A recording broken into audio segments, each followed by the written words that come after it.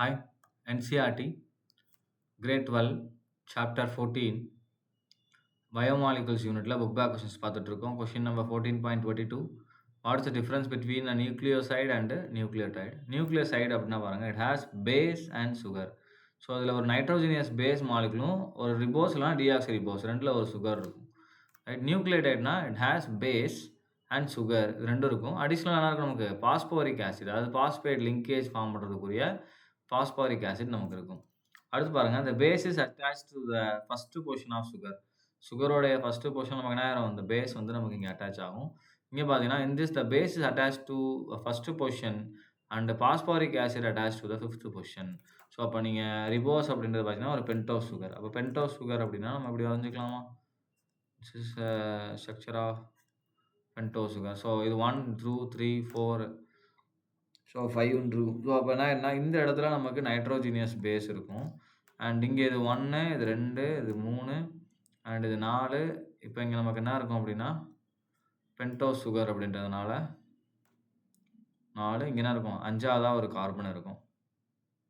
Right, so அப்போ 5th carbon நமக்கு இங்கே இருக்குன்னு வச்சுக்கோங்களேன். இந்த 5th கார்பனும் நமக்கு என்ன ஆயிடுது, இது அட்டாச் ஆயிடுது.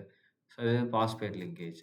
ரைட், ஸோ நெக்ஸ்ட்டு பாருங்கள், கொஷின் நம்பர் 14.23.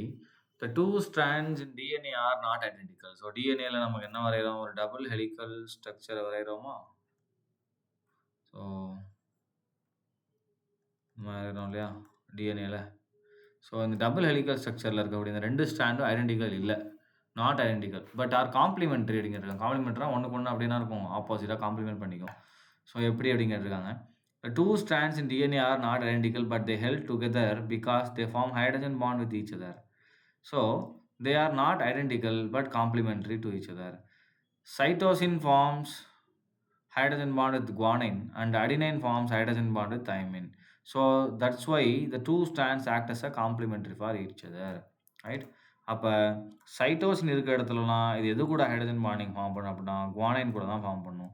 ஸோ அடினைன் இருக்கிற இடத்துலலாம் அது என்ன பண்ணும், தைமினோட தான் போய் பாண்ட் ஃபார்ம் பண்ணும். ஸோ அப்போ ஆட்டோமேட்டிக்காக ஒரு ஸ்டாண்டில் சைட்டோசின் இருக்கிற இடத்துல அதுக்கு ஆப்போசிட்டில் யார் இருப்பாங்க, குவானைன். அதே மாதிரி ஒரு ஸ்டாண்டில் அடினைன் இருக்கிற இடத்துல மற்ற பக்கத்தில் இருக்க இன்னொரு ஸ்டாண்ட், டபுள் ஸ்டாண்ட் இருக்கு இல்லையா, அடுத்த ஸ்டாண்டில் தைமின் இருக்கும். ஒன்று இந்த மாதிரி காம்ப்ளிமெண்ட்ரி பண்ணிக்கும்.